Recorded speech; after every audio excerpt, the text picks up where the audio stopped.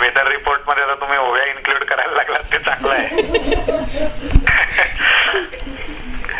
पण तुम्ही कुठची सांगत होता?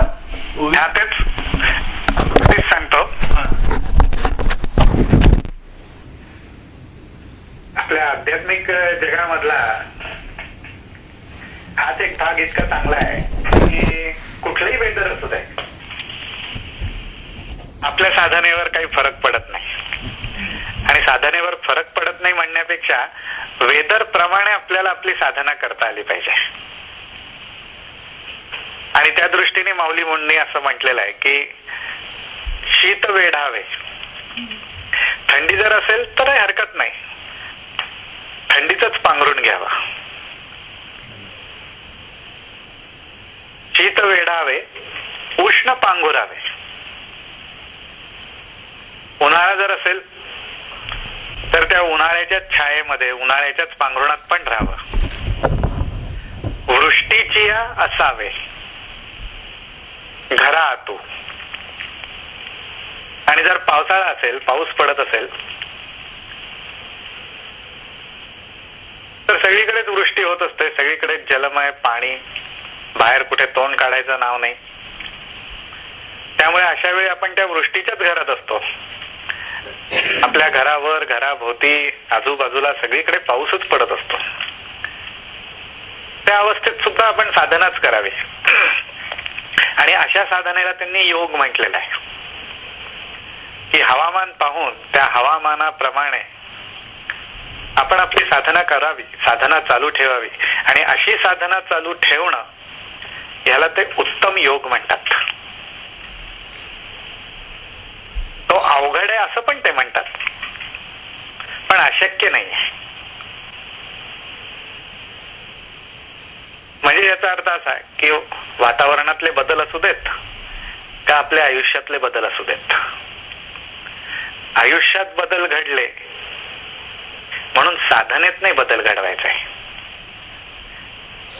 आयुष्य ज्याप्रमाणे बदलत असतं, घडत असतं, आयुष्यात जसे बदल घडत असतात, चढ उतार येत असतात, ते जरी आले तरी त्या ह्याच्यात साधना जी आहे, नामस्मरण जे आहे ते तसंच चालू ठेवावं. आणि ते तसंच चालू ठेवणं म्हणजेच प्रपंचात असून सुद्धा योग्यासारखं स्थितप्रज्ञतेने जीवनाची वाटचाल करण्यासारखं आहे. त्यामुळे माऊलींच्या ह्याच्यात सुद्धा हे असे वेदर रिपोर्ट मिळतात आपल्याला, कसा अभ्यास करावा. आणि माझ्या मते बहुधा तसा आपल्या सगळ्यांचं चालू आहे. त्यामुळेच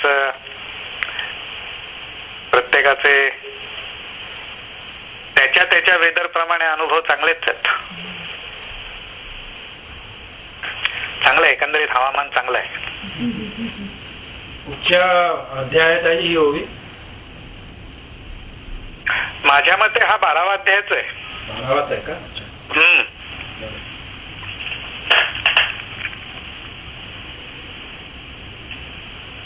आवडली का?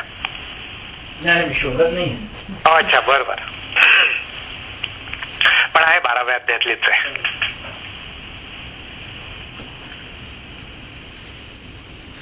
बाकी काय अजून?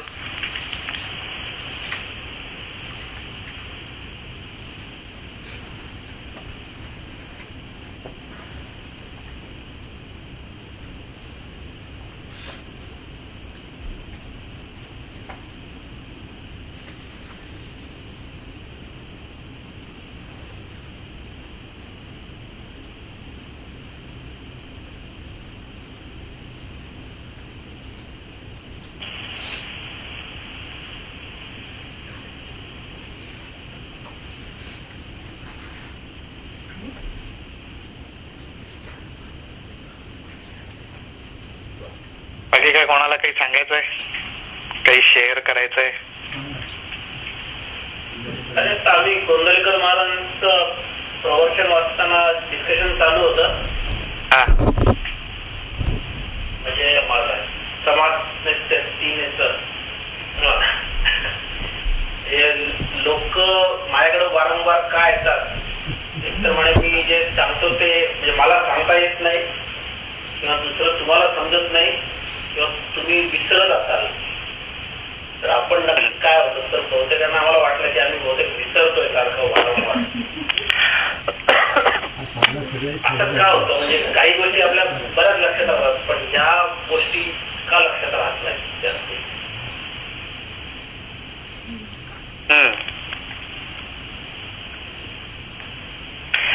बापरे, म्हणजे महत्वाचंच डिस्कशन चाललं होतं की तुमचं. आमच्याकडे सुद्धा तेच चाललं होतं त्यामुळे आमच्या सगळ्यांची प्रगती सारखीच झाली असं वाटतंय.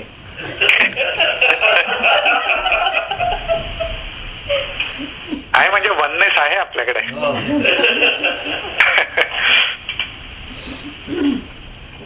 त्यातलं मला एक वाक्य आवडलं म्हणजे ते म्हणतात की माझ्याकडे काय पांडित्य विद्वत्ता नाहीये, माझ्याकडे कला नाहीये, संपत्ती नाही आणि माझ्याकडे संपत्ती पैसा नाहीये, पण तरी सुद्धा लोक माझ्याकडे येतात आणि सगळ्यांना मी हवासा वाटतो कारण माझ्याकडे समाधान आहे. फार फार छान आहे ते. माझ्याकडे काही नाहीये पण तरी फक्त एकच गोष्ट आहे.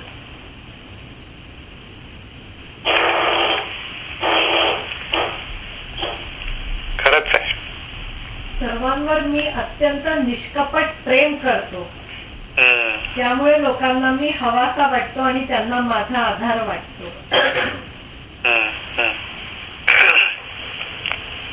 आणि कोणाचे मन दुखवत नाही आणि नाम घेत. सगळी उत्तरं महाराजांनीच दिलेली आहेत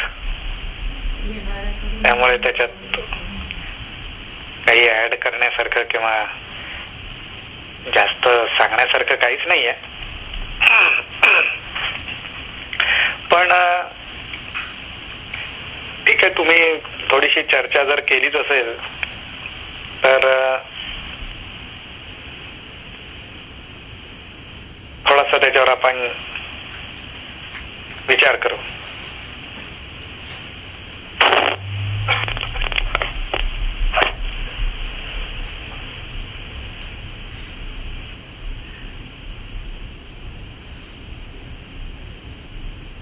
माझ्या मते एखाद्या वेळेस आपल्याला या ठिकाणी आपण जसे शाळा कॉलेजमध्ये असताना क्लास लावतो, अर्थात काही जणांनी लावला असेल, काही जणांना जरूर पडली नसेल किंवा माहिती नाही त्यावेळी काय परिस्थिती असेल प्रत्येकाची. पण एक थोडीशी एक तो प्रघात पडला होता. ती एक त्यावेळी सर्व मुलांना सर्व विद्यार्थ्यांनाच एक सवय लागली होती की शाळा कॉलेजमध्ये जरी शिक्षक असले तरी कुठला तरी एक चांगला क्लास लावायचा आणि खास करून जे महत्वाचे विषय आहेत त्या विषयांसाठी तरी त्या विषयांमध्ये तरी चांगले मार्क मिळावेत म्हणून तो क्लास लावायचा. आणि त्या क्लासला जाण्याचे अर्थात फायदे पण असायचे. एक वेळ शाळा कॉलेजच्या पिरियड्सना दांडी मारली तरी चालेल पण क्लासचा जो पिरियड आहे, क्लासची जी वेळ आहे ती चुकवायची नाही. आणि त्याची जर आपण काही वेगवेगळी कारण जर पाहिली तर एक म्हणजे त्याची फी भरलेली असते आपण आणि ती फी शाळा कॉलेज पेक्षा जास्त असते. त्याला काहीतरी एक वजन आहे थोडस. दुसरी गोष्ट म्हणजे मित्रमंडळी. शाळा कॉलेजमध्ये तर भेट होतेच पण ज्या ठिकाणी क्लास आहे तिथे मित्रमंडळींना भेटणं, त्या निमित्ताने एकमेकांशी वैचारिक देवाणघेवाण, थोडी मजा, एकत्र येणं, तो एक भाग असायचा. आणि नंतरचा दुसरा महत्वाचा भाग म्हणजे म्हटलं तसं की जे महत्वाचे विषय आहेत की त्या विषयांची उजळणी, त्या विषयांचा अभ्यास आणि त्या विषयांमध्ये मार्क हे उत्तम मिळावेत.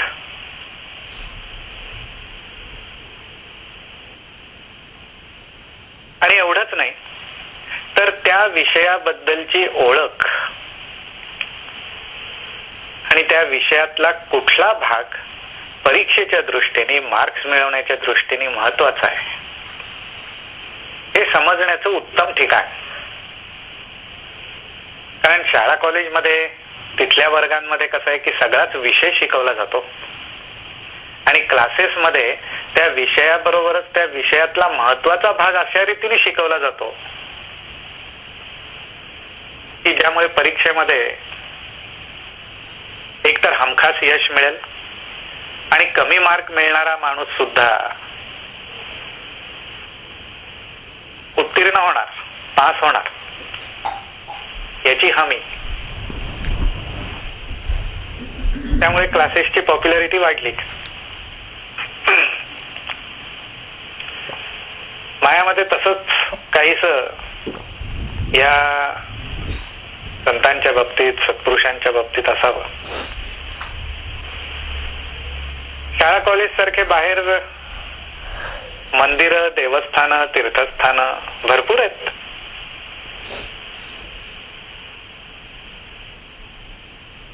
कशाची कमतरता नाही.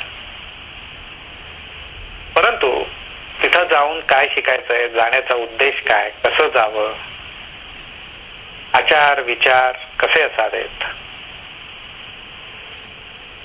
त्यातलं सार काय, महत्वाचा विषय काय, उद्देश काय, हे बघायला, शिकायला, समजायला, अनुभवायला कुठं मिळत असेल तर जिथे संत वर्ग चालवतात, साधकांचे आर्त, जिज्ञासू, मुमुक्षु, ज्ञानी अशा वेगवेगळ्या वर्गातले जे विद्यार्थी त्यांच्याकडे येतात, त्यांचे क्लासेस ते चालवतात. आणि प्रत्येकाच्या गुणधर्माप्रमाणे, प्रत्येकाच्या वृत्तीप्रमाणे, प्रत्येकाच्या क्षमतेप्रमाणे ज्याला त्याला महाराजांनी म्हटलंय तसं की निष्कपट भावनेने, भेदभाव न करता, निर्मळ प्रेम आणि प्रत्येकाचं कल्याणच,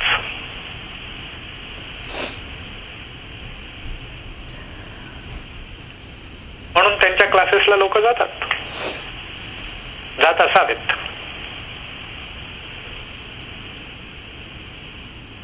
बरेचदा आपलं कसं होतं, ज्याला आपण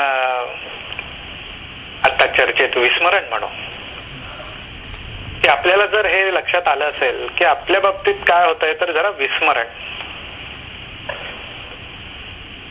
तर ते संत शिकवतात.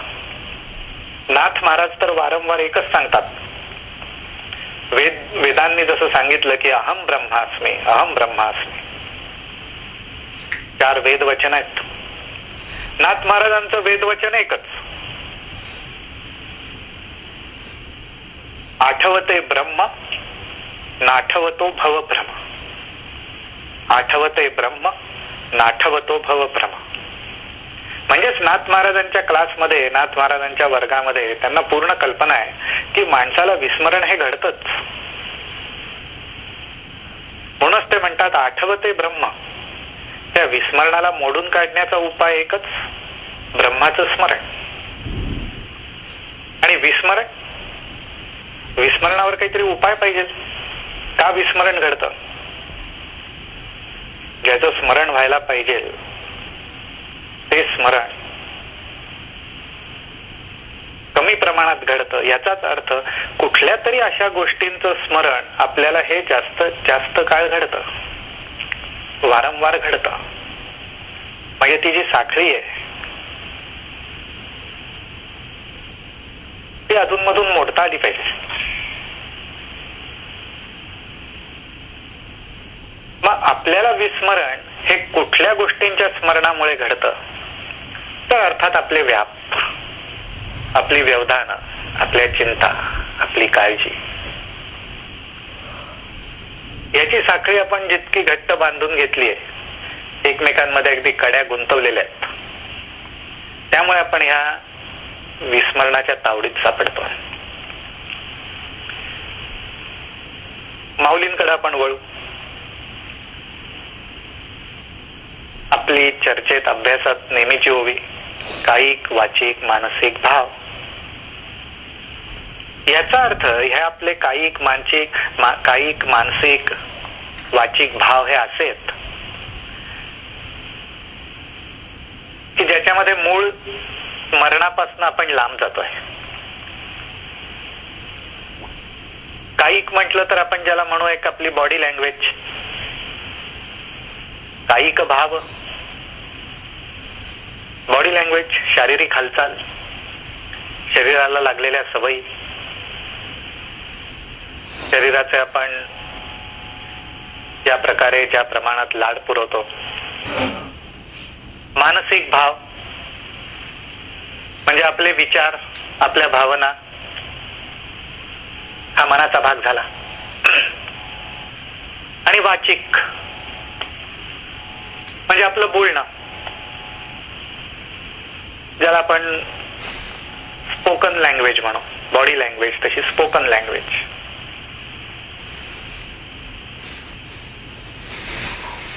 ह्याच्यामध्ये जेव्हा कोऑर्डिनेशन राहत नाही,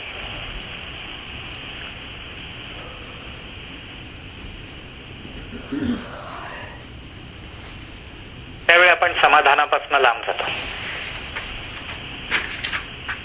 आणि समाधानापासून लांब जाणं म्हणजे गोंदवलेकर महाराजांनी म्हटल्याप्रमाणे परमेश्वराच्या अनुसंधानापासनं, परमेश्वरी गुणांपासनं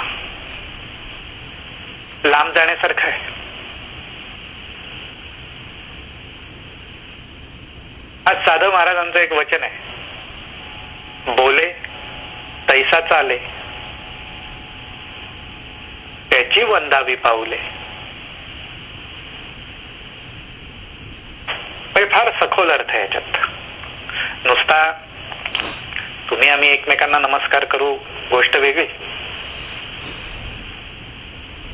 महाराज ज्या उद्देशाने सांगतायत त्याच्यामध्ये फार सखोल अर्थ आहे. त्याची खोली अनुभवण्यासारखी आहे. नुसता शब्दशः अर्थ घेण्यासारखा नाही की जो जसा बोलतो किंवा जो जे बोलतो त्याप्रमाणेच आचरणात आणतो, त्यालाच नमस्कार करावा.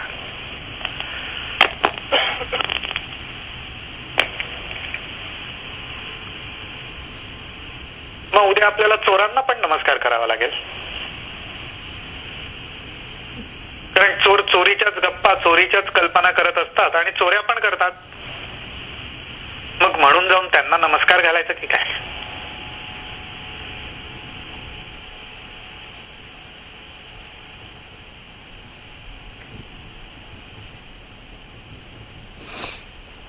तर तसं जर पाहिलं तर आपल्याला बऱ्याच जणांना नमस्कारच घालत बसावं लागेल.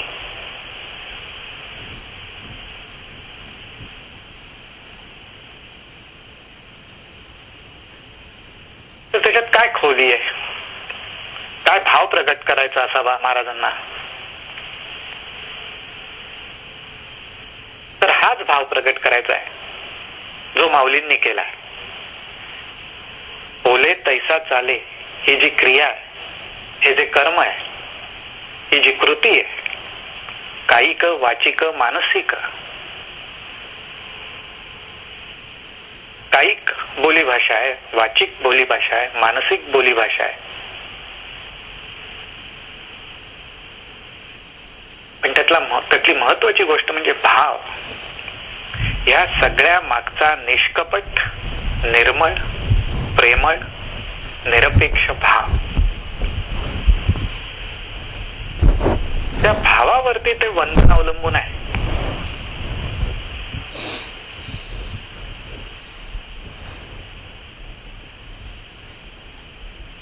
आणि तो भाव ओळखण्याच्या खुणा फक्त अंतरंगीचे अधिकारीच जाणू शकतात, असं संतांचं वचन आहे. की प्रत्येक गोष्ट समजण्यासाठी काहीतरी अधिकार क्षेत्र आहे, काही मर्यादा आहेत, ज्याला आपण म्हणू एक प्रकारे त्याचा कोड ऑफ कंडक्ट आहे, नियम आहेत.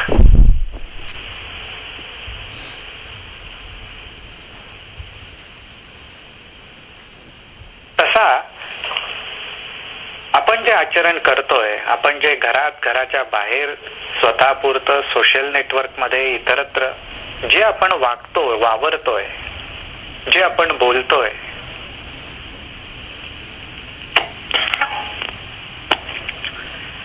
त्याच्या मागचे पडद्यामागचे भाव कसे आहेत आपले, किती प्रमाणात शुद्ध आहेत, किती प्रमाणात प्रामाणिक आहेत, त्यावर आपल्या बुद्धीला जाणारे जे संदेश आहेत स्मरण विस्मरणाचे, ते त्यावर अवलंबून असतात. आणि म्हणून एक साधी आपल्याकडे एक बोधवचन आहेत किंवा काही वेळा सुभाषित आहेत, त्याच्यात जसं म्हटलेलं आहे की जो खोटं बोलतो त्याला खूप गोष्टी स्मरणात ठेवाव्या लागतात. जो खोटं बोलतो त्याची स्मरणशक्ती चांगलीच पाहिजे, कारण आपण कधी काय बोललोय, कोणाला काय सांगितलंय, कोणाला काय वचन देऊन ठेवलंय, त्या वचनाला अर्थ नसतो, पण वचन दिल्यासारखं तरी असतं.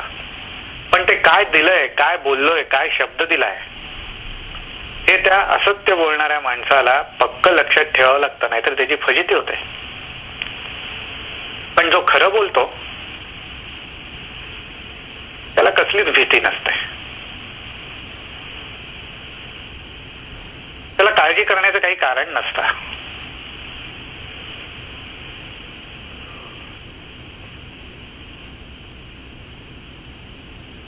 कारण त्याचं खरं बोलणं, त्याच्या खऱ्या बोलण्यामध्ये कटुता नसते, त्याच्या खऱ्या बोलण्यामध्ये लपवाछपवी नसते, त्याच्या खऱ्या बोलण्यामध्ये मतलबीपणा किंवा फसवणूक नसते,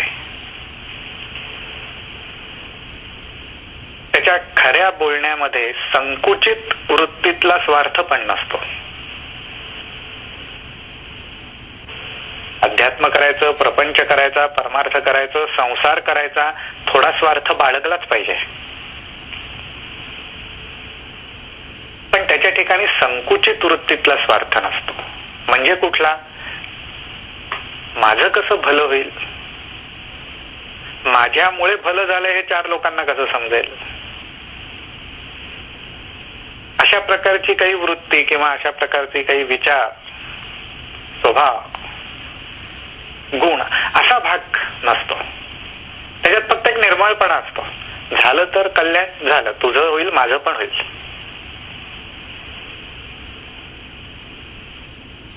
आणि म्हणून मग तुकाराम महाराज झाले, माऊली झाले, गोंदवलेकर महाराज झाले, हे असं आपल्याला अगदी साध्या सोप्या भाषेत फक्त त्यातलं मर्म सांगतात की समाधान, निष्कपटपणा, निर्मळपणा, निर्भेळपणा, बस हे दैवी गुण आहेत. हे दैवी गुण आपण जोपासावे. हे दैवी गुण आपल्यामध्ये कसे वाढतील याचा प्रयत्न करावा. हे दैवी गुण आपल्यामध्ये कसे येतील त्याचा अभ्यास करावा. बाकी सगळं आपोआप होता. बाकी सगळं आपोआप होता. हे साधे शब्द आहेत. प्रत्येक शब्द हा वेदवचनासारखा आहे. प्रत्येक शब्दामध्ये भाव आहे. प्रत्येक शब्दाचा अर्थ आहे, त्या अर्थाच्या मागे भाव लपलेला आहे. त्या भावापर्यंत पोचायचं असेल तर आचरण, बोलणं, वागणं, विचार करणं हे त्या दिशेने आपण करायला लागलो की त्याचा अनुभव यायला लागतो. तो अनुभव म्हणजेच भाव. अनुभव आला की आपल्या मनामध्ये भाव प्रगट होतो.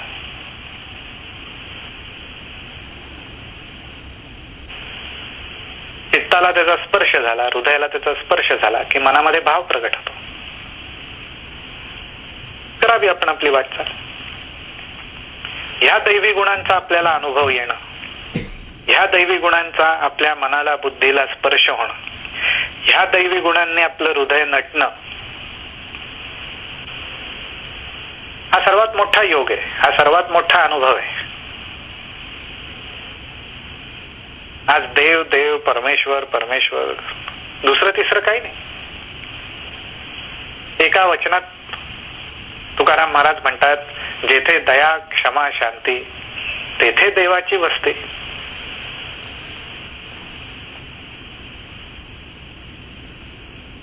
बस 3 गोष्टी: दया, क्षमा, शांती.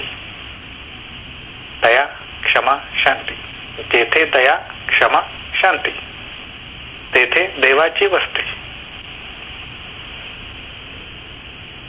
मग एक देवाजवळ आपण जाऊन बसायला लागलो तर आपल्यात ह्या वृत्ती, हे गुण निर्माण व्हायला लागतील. किंवा कर्मयोगाच्या साह्याने, बुद्धियोगाच्या साह्याने, अभ्यास योगाच्या साह्याने आपण हे गुण आपल्यामध्ये कसे प्रगट व्हायला लागतील, मला या गुणांचा कसा अभ्यास करता येईल, हा प्रयत्न आपण करायला लागलो तरी देव आपल्या जवळ येऊन राहील.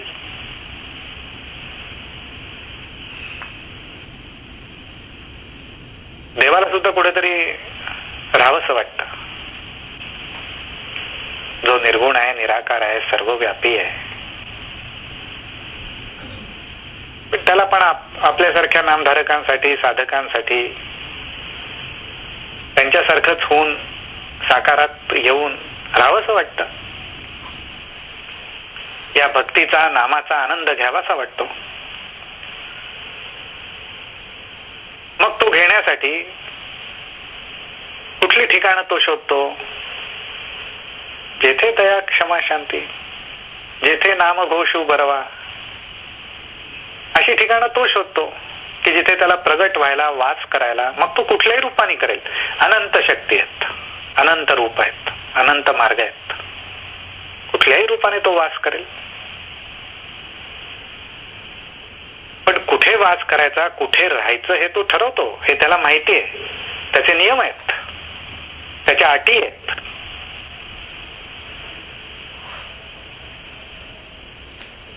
जरी तो सर्वव्यापी असला, निर्गुण, निराकार, साकार, निराकाराच्या पलीकडे, नेती नेती काही आपण म्हणू, पण जेव्हा भक्तीचा, नामाचा, सगुणाचा, साकाराचा संबंध आला, जे आपण म्हणतो ना फजी, फजी परमेश्वर सुद्धा, काही ठराविक गोष्टीच लागतात तरच तिथे वास करेल. काय लागतात? नामघोष उभरवा. उत्तम प्रकारे नामघोष व्हायला पाहिजे. दया, क्षमा, शांती, तरच मी राहायला येईल, तरच मी वास करेन. उगीच सर्वव्यापी असलो म्हणून सगळीकडे प्रगट होईन असं नाही. संतांनी ओळखलं की काय लागतं बाबा परमेश्वराला प्रगट व्हायचं असेल तर. परमेश्वराचा सहवास चढता वाढत्या श्रद्धेने घडावा तर काय केलं पाहिजे? नामघोष केला पाहिजे. दैवी गुण अंगी बांधण्याचा एखादा, सगळे पण नको, एक खूप झाला, पुष्कळ झाला, एक अभ्यास केला पाहिजे. तो प्रगट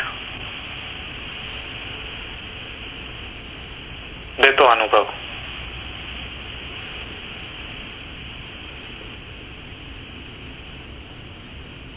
असे काही काही त्याच्यातलं मला वाटतं, असा काही काही त्याच्यात थोडासा शब्दांमागे दडलेला एखाद वेळेस भावार्थ असावा. काय वाटतं शरद? बरोबर आहे.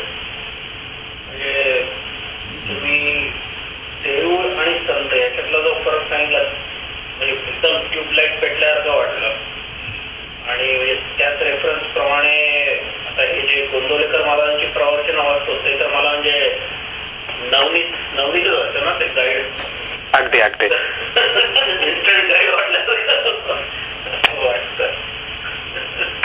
चला, म्हणजे क्लासची उपमा बरोबर ठरली तर.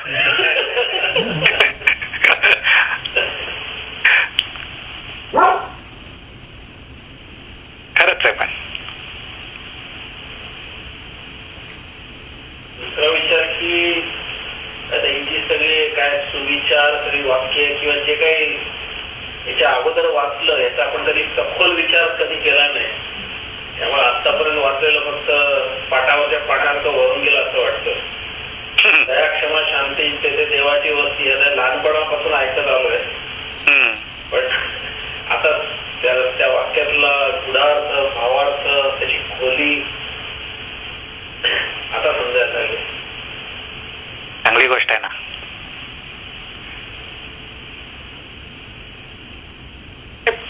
गोष्टीचं आपलं वाचन म्हणा किंवा त्याच्याकडे बघण्याची एक आपली जी दृष्टी होती, एक सवय होती, ती म्हणजे कशी होती की एखाद्या 5 स्टार हॉटेलचं मेनू कार्ड असतं ते पोटावर बांधून घेणं. काय त्याने आनंद मिळणार?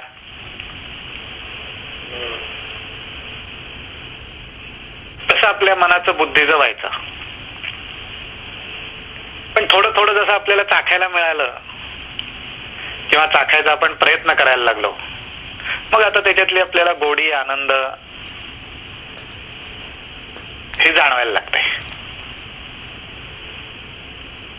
आता कसं आपण ऑर्डर पण देऊ शकतो ना मेनू कार्ड वाचून. त्यामुळे आता आपली ती क्षमता, ती ताकद वाढली आहे. थोडं आपण त्याचं सेवन पण करतो, आनंद पण घेतो.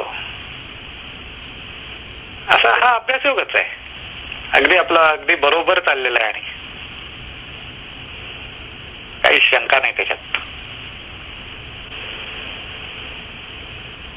त्याच्यामुळे तुमचाही वाटा बराच मोठा, म्हणजे ज्या पद्धतीने तुम्ही हळूहळू ओपन करून त्याच्या मतिदाराकडे नेतात. मे बी याच्या अगोदर एक कुणी शिक्षक किंवा कुणी सांगतही असतील किंवा आमच्या समजण्याची त्यावेळेस बुद्धी नसेल म्हणा, पण आता जास्ती जाणवतं.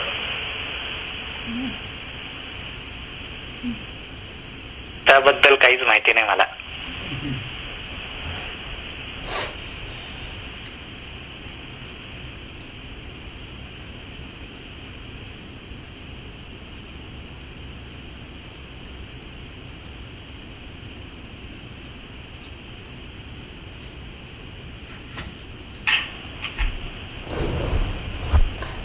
बाकी काय अजून काही नवीन?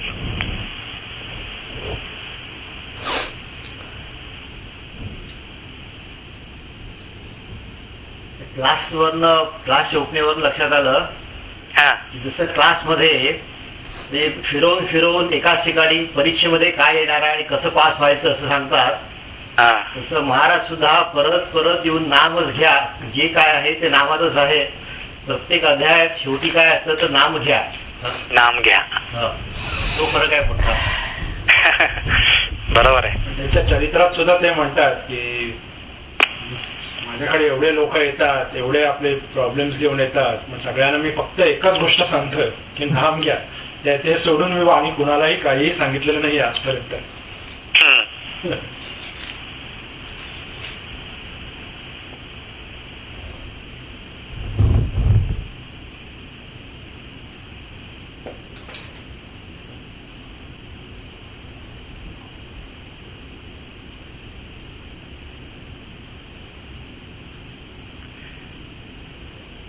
संतांच्याकडे ते एक बरं असतं, अगदी सोपं आणि रामबाण उपाय म्हणतात ते तसा असतो की आपण काही घेऊन जावं त्यांच्याकडे, त्याच्यात फक्त ते नाम मिसळायला सांगतात. तर वीणा कदाचित सांगेल अनुभव, कारण वीणा गेली होती केळकर काकांकडे, बराच वेळ बसली होती. 2 वेळा गेली होती. अरे वा. 2 अडीच तास बसली होती. तर आता येताना ती आली, जाताना ती परत नमस्कार करायला गेली होती. तर त्यांनी एक सांगितलं, म्हणजे मी ते अध्यात्म संवाद लिहिताना त्याच्यात इतका गुंतून गेलो होतो, त्यामुळे बेलसराचा म्हणालो की मला फार आनंद होतो आहे लिहिताना आणि मी आज फार रंगून गेलो आहे. तर बेलसर म्हणाले की एक ताबडतोब म्हणाले की हे सगळं सोडा, नाम घ्या आधी.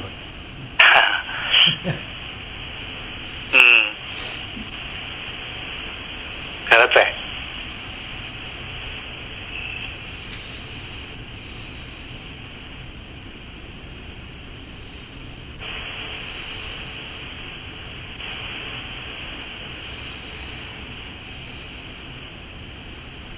खरंच आहे. नामाशिवाय काय, शेवटी सगळं आपण ते करावं करावं करावं, मग शेवटी नामापाशीच येऊन स्थिर व्हावं.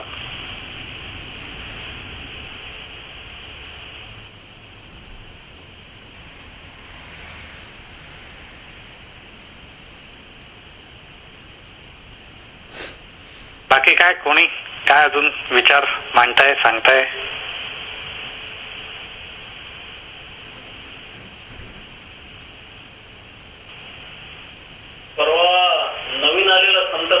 बघितला बर. आणि चांगल्या याच्यासाठी गुरुची किती गरज असते आणि गुरुच्या म्हणजे गुरु जवळ असेल तर त्याचा फायदा किती होतो. म्हणजे जसं निवृत्तीनाथ आणि ज्ञानेश्वर जवळ होते तसं तुकारामांचे पण थोरले बंधू त्यांच्या खूप जवळ होते. त्यांचा त्याच्यावर केवढा परिणाम झाला ते त्याच्यामध्ये छान दाखवलंय. बर बर.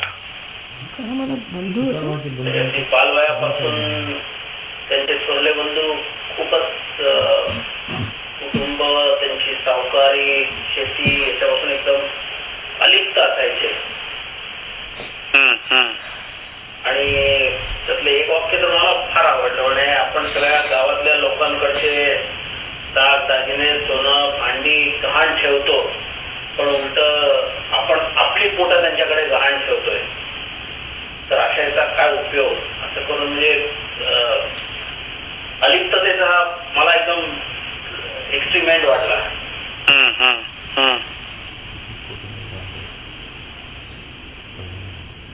नुकताच आलाय का? हा मला वाटतं 2-4 महिने झाले होते. बर बर. पण म्हणजे संत आपलं तुकाराम संत कसे बनले असं त्याच्या मागचा जास्ती हे. अच्छा. संत तुकाराम मध्ये जास्ती मिराकल किंवा याच्यावर जास्ती भर होता तसा याच्यामध्ये नाहीये. पण अगदी म्हणजे सामान्य घरातून सामान्य जीवनातून हळूहळू ते डेव्हलप कसे होत गेले.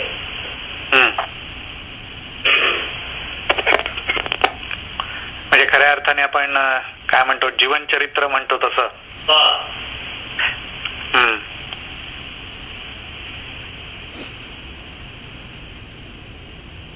मला या बाबतीत एक विचारायचं होतं.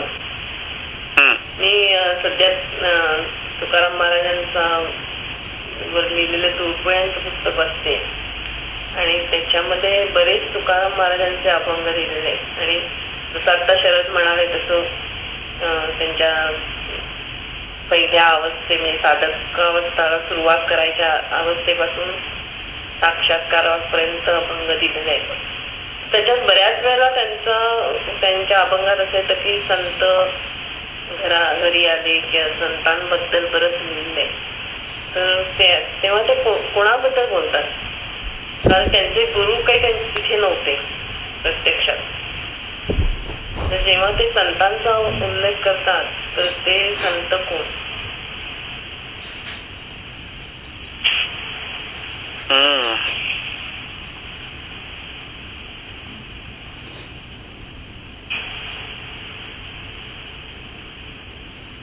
तुम्हाला काय वाटतंय? नाही मलाच प्रश्न पडला बराच. त्या काळात ती जसं ज्ञानेश्वर महाराजांच्या काळात बरेच संत त्यावेळेला होते खूपच होते त्यावेळेला तसं तुकाराम महाराजांच्या बरोबर खूप होते असं मला वाटतं. तुम्ही म्हणताय ते बरोबर आहे. तुकाराम महाराजांच्या काळामध्ये त्या समकालीन पण प्रसिद्धीस पावलेले आपण म्हणू असे संत नक्कीच त्या प्रमाणात कमी होते जेवढे माऊलींच्या काळात आणि त्याच्यानंतर एकनाथ महाराज झाले त्यांच्या काळात होऊन गेले त्या मानाने कमी होते. परंतु नक्कीच काही संततुल्य व्यक्ती अशा महाराजांच्या काळामध्ये पण होत्या. परंतु त्यापेक्षा सुद्धा महाराजांची जी भूमिका आणि दृष्टिकोन जो होता तो खूप व्यापक होता. त्याच्यामध्ये फार मोठ्या प्रमाणात समभाव महाराजांनी व्यक्त केलेला आहे आणि त्यांच्या दृष्टीने ज्याला नामाची गोडी ज्याला विठ्ठलाची गोडी जो नामावर प्रेम करतो नाम संकीर्तन करतो अशी करणारी प्रत्येक व्यक्ती आणि याच्या पलीकडे जाऊन म्हटलं तर त्यांच्या संपर्कातच जणू येणारी प्रत्येक व्यक्ती त्याला ते हरीचे सखा आणि संतजनच म्हणायचे. ते भेदभाव करायचेच नाहीत. त्यांच्या दृष्टीने नामासाठी त्यांच्याकडे येणारा, परमेश्वराच्या आवडीने येणारा, परमेश्वराची आवड त्यांना जिथं दिसेल त्या सगळ्या व्यक्ती, मग ते पशु पक्षी, वृक्ष, लता, वेली, माणसं, जनावर, कोणी असो, त्यांच्या दृष्टीने सगळे ते संतच होते. फारच व्यापक अशी भूमिका होती महाराजांची.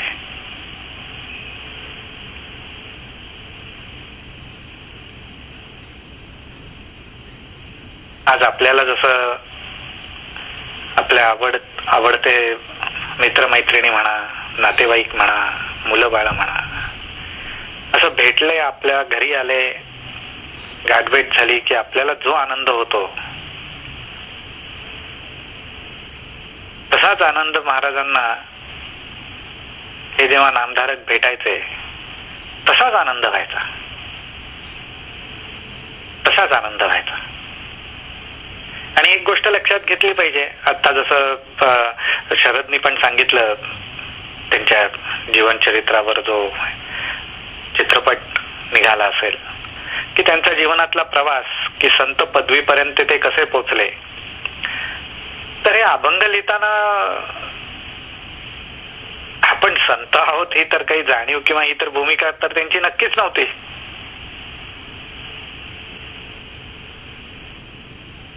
संतच होते, पण भूमिका एक साधक, एक भक्त, एक विठ्ठलाचा उपासक. आणि त्या विनम्रतेपोटी, त्या प्रेमापोटी, त्यांच्यासाठी नामावर प्रेम करणारा, विठ्ठलावर प्रेम करणारा, परमेश्वरावर प्रेम करणारा प्रत्येक जण संतच होता. तोच आनंद त्यांना व्हायचा जो आपल्याला होतो.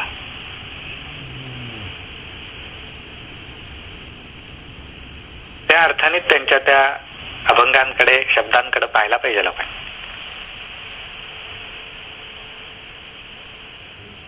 तिथे त्या शब्दार्थापेक्षा सुद्धा महाराजांच्या मनातला आणि हृदयातला भाव फार बोलका आहे. जसं आपल्याला माझ्या मते मागे विवेकने सांगितलं होतं, गुरुदेव रानड्यांच्या चरित्रातला प्रसंग, की सप्ताहाला आलेली मंडळी आरती वगैरे करून गेल्यानंतर तिथली झाडलोट केली की ती जी माती असायची ती कपाळाला लावायचे. कारण ते म्हणायचे की सगळे संतजन इथे येऊन गेले. हा भाव महत्वाचा आहे.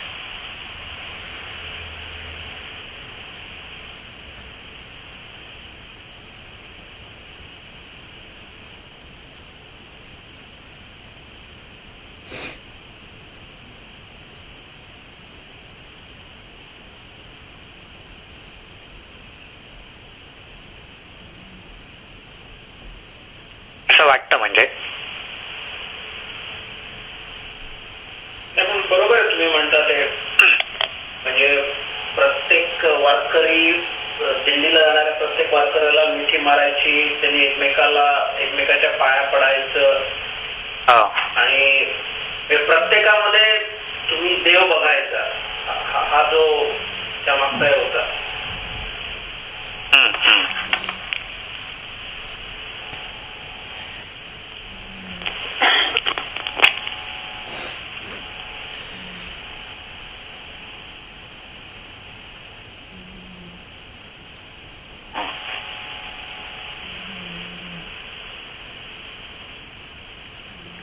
बाकी काय अजून?